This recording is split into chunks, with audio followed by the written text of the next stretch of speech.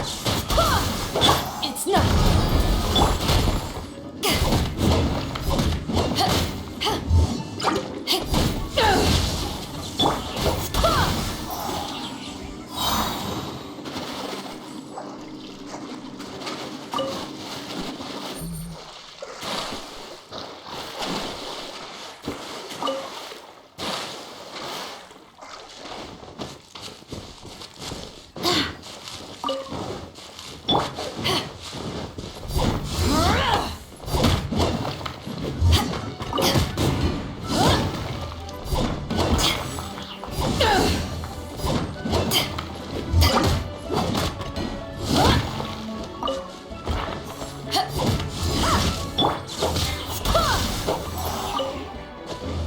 Wind, hear me!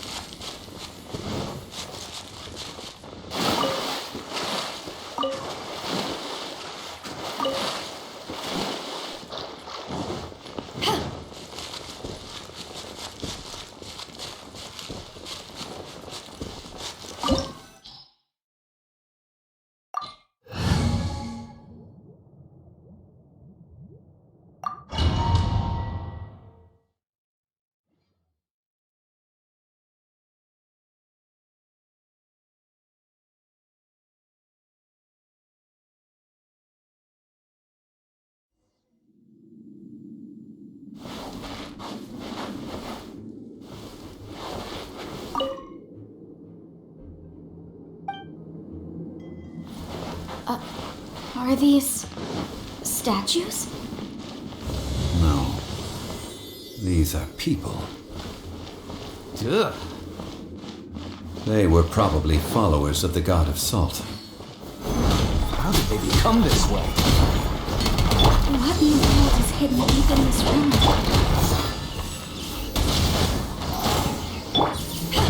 Power that ended High Star!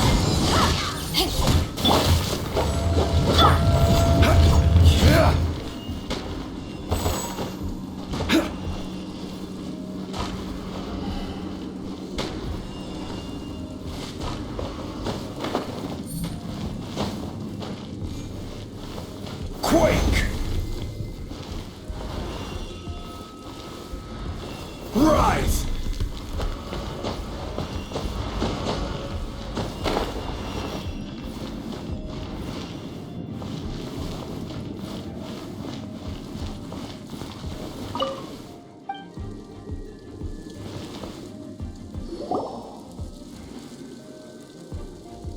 Look at this! It's filled halfway with salt. Just looks like a fancy salt holder. Seems like the god of salt was a god lacking in treasures. According to my knowledge, it's no ordinary vessel. Although it is only half full, it is also forever half full. That is What? You're saying that even if I pour the salt out, the amount inside won't change? exactly. Able to produce endless salt. The god of salt is powerful indeed. Finally, after all that effort, I've found precious treasure. I claim this as mine. I just need to pour the endless salt into 1,000 or 10,000 bags. I can sell it and make a fortune. Hey, how can you use a relic of the god of salt for such a shallow pursuit? If Mr. Clement wants this salt chalice, then the next object we find will belong to Miss Wanyan, according to the contract agreed upon. Of course, as we agreed. But how can anything be worth more than this rare find? Since we have a contract, it's no use for me to fight with him. Then let's move on, shall we?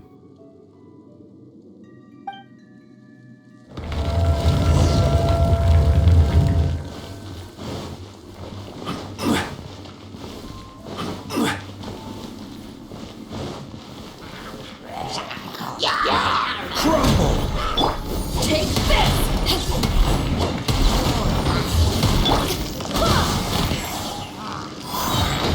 I swear by my soul!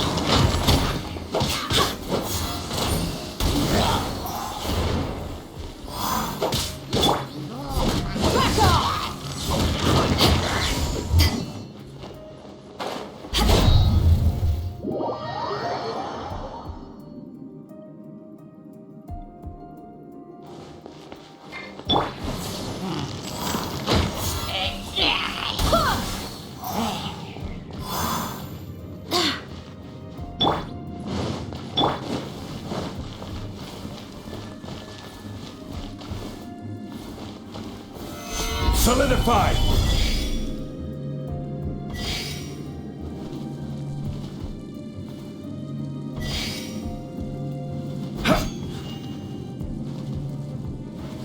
Rise!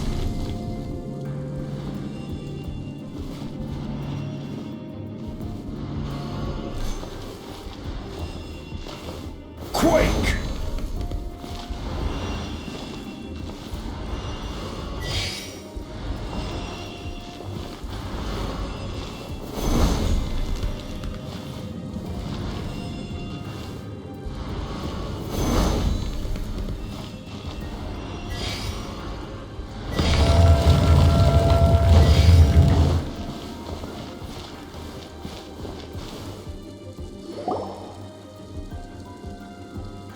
Just a simple ruler. It doesn't look to be worth anything.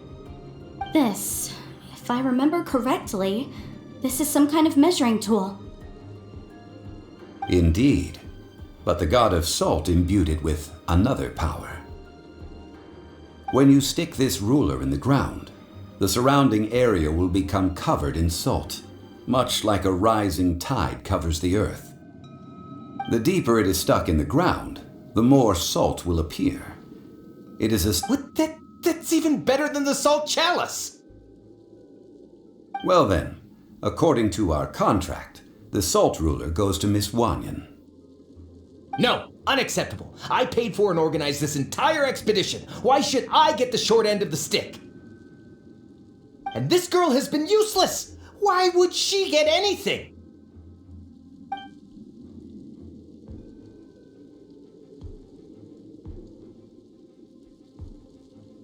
So you are saying you want to break the contract? So what if I break it? Now that I've seen how the mechanisms in this ruin work, I no longer need you. Let's not forget who hired who here. Why should I let you make the rules? Because you agreed to a contract. Rex Lapis once said, "Ones who break their contracts shall suffer the wrath of the rock." That is one of your Liyue gods. I am from Snezhnaya. I will suffer the wrath of the rock. You may find it rather unpleasant.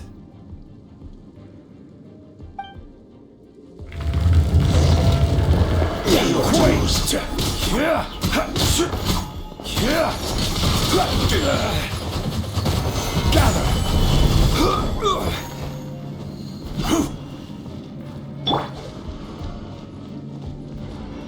Prepare yourself!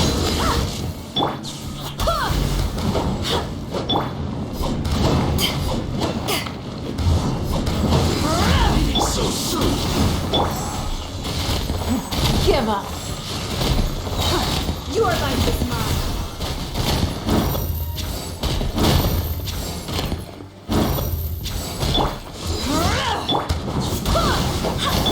Order guide you!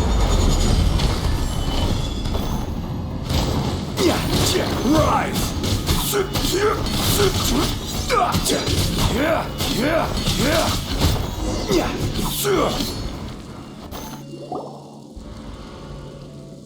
I shall confiscate your treasure as well. You are not worthy to continue any further into the ruin. Leave this place. Oh, darn you! Just you wait.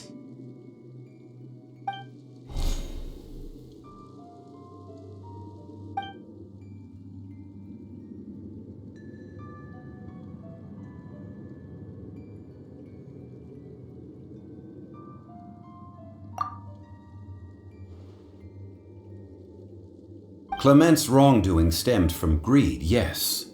But besides greed, there are many other things that may tempt us to break contracts. When people see the object of their dreams, how many are really able to control their desire and follow the contract?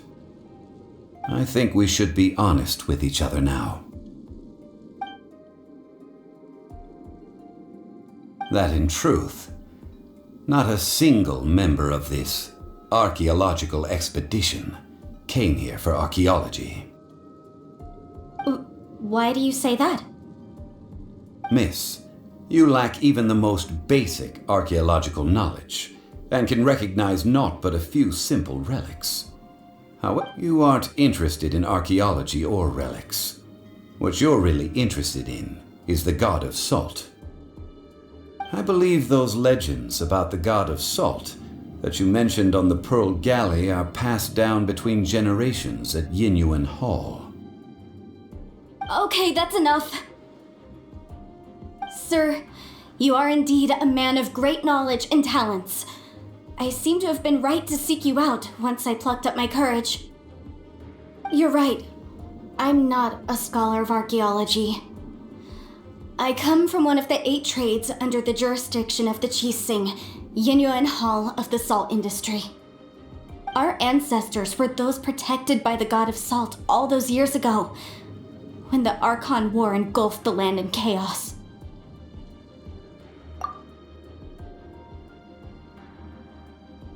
During the war, Morax assassinated our god out of envy for her power.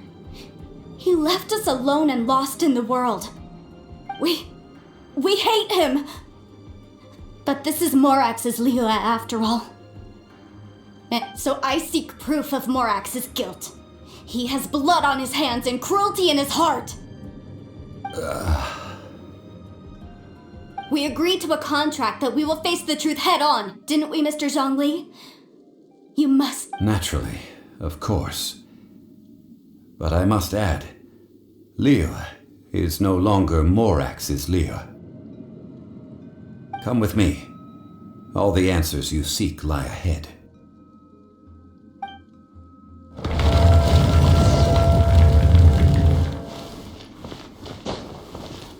Rise!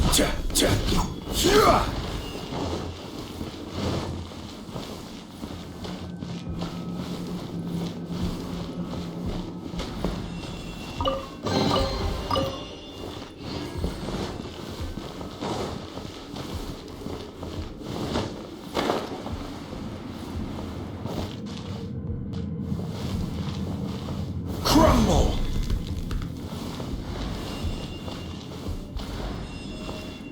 Crumble!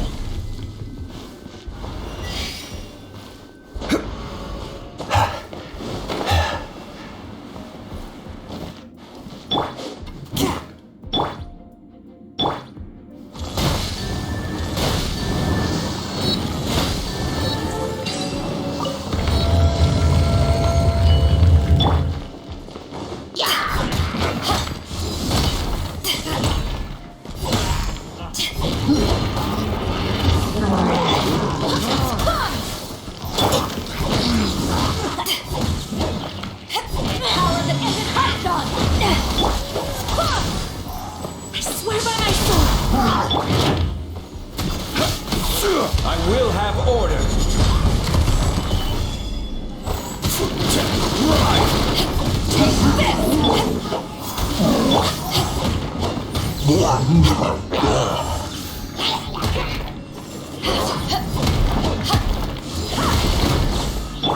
Your life is mine.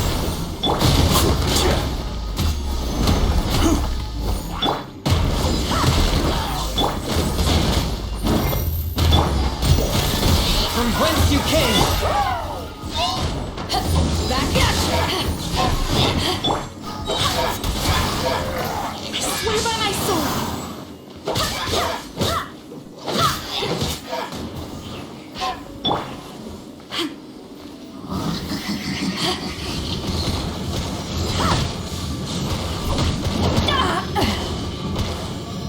Eyes on me.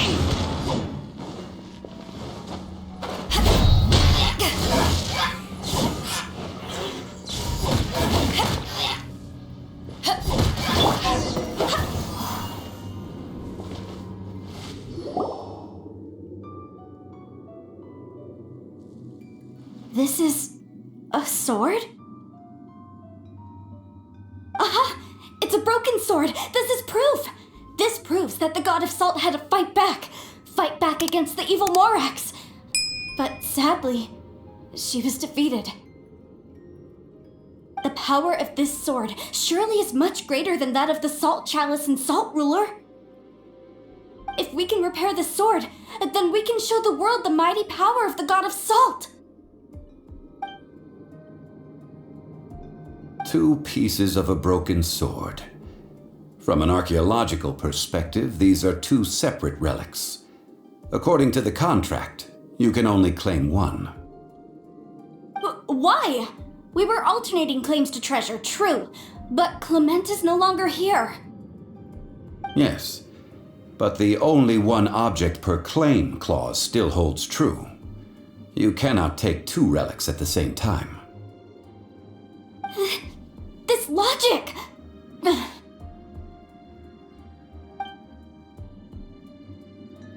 When there's a contract, nothing can be allowed to slide. If the contract is not followed, then it is broken. No! If I only take 1/2, then it can't be repaired, and the power of the God of Salt cannot be restored. No matter what, I must be faithful to her. Even if it breaks the contract, I don't care. So you are already decided? Then there is a price to pay for breaking the contract. That is to say, you consign yourself to suffer the wrath of the rock. That's okay. The God of Salt gave up her life to protect her people. My sacrifice is nothing compared to that. Punish me however you want. Just let me take this proof of my faith.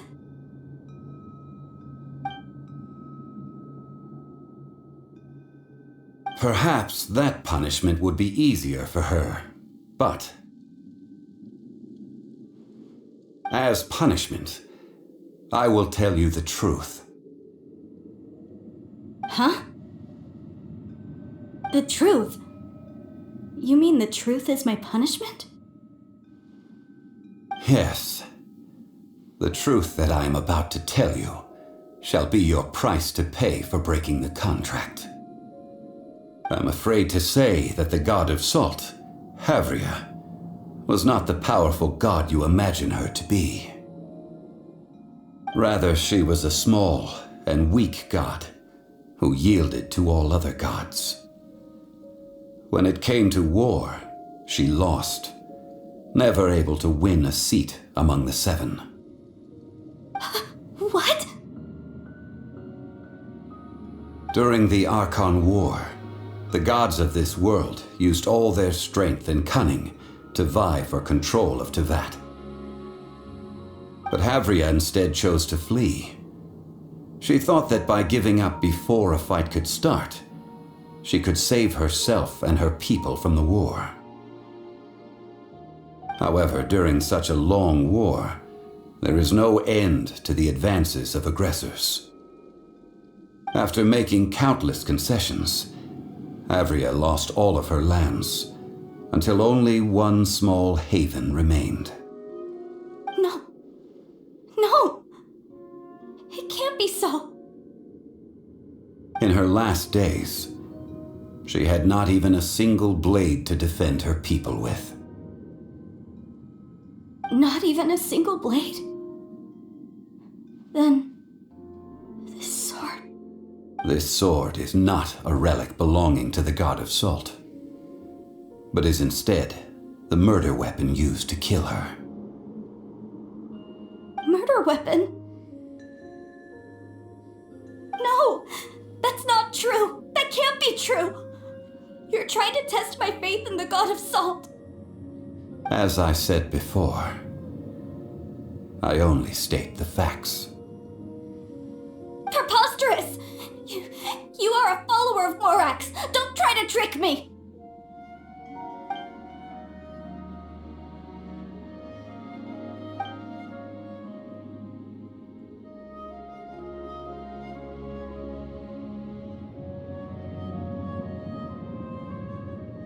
Indeed. Otherwise, why would I use the truth as punishment?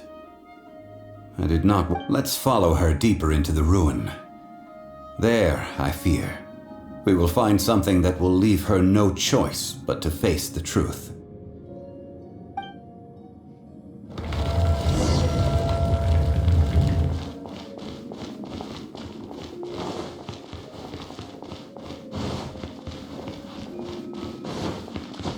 Salt and betrayal.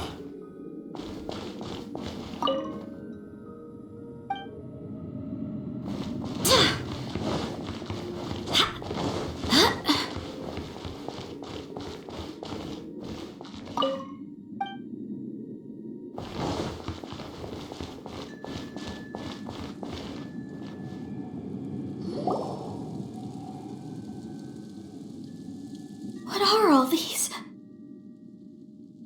What did they see? What did they do? What happened? Since you do not trust me, let us continue onward. That which lies beyond this door will show you all that happened back then.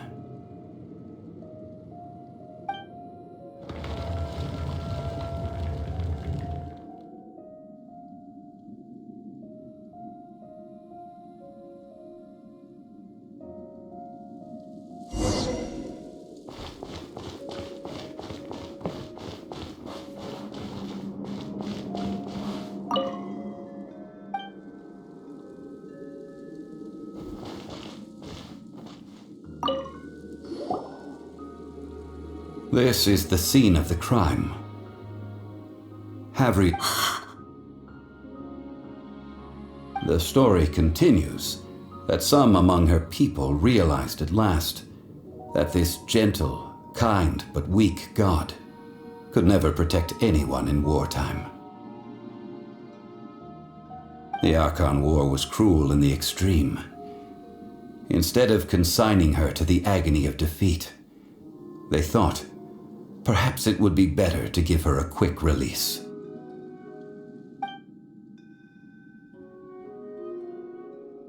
No matter how weak the god, the power that flows forth when they are slain is beyond the strength of mortal coils to bear. Those who could not flee were thus transformed. Those of her people who were untouched by this disaster left for Liyue, where they sought refuge with Rex Lapis. Their descendants feared Havria's remnants and lived in terror that she had laid upon them an eternal curse. So they risked their lives to come here, to break the sword and offer up obeisances in hopes that her anger might be appeased. But they need not have done so. For how could a god who had never once resisted, even till the end, nurse hatred for her people in her heart? Even if this is so, I can't! This must be a lie. A false history, all of it! Don't you dare try to shake my faith!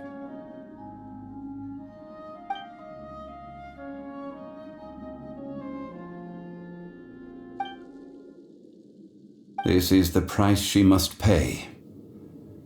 Yet judging by how she appeared, I fear that she will struggle for a time.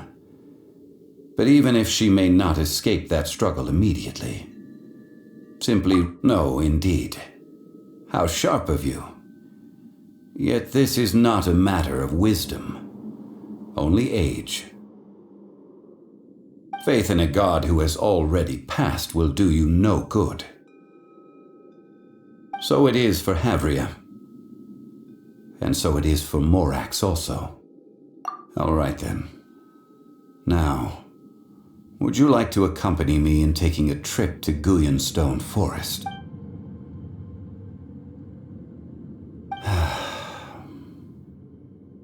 Treading old ground, telling old stories.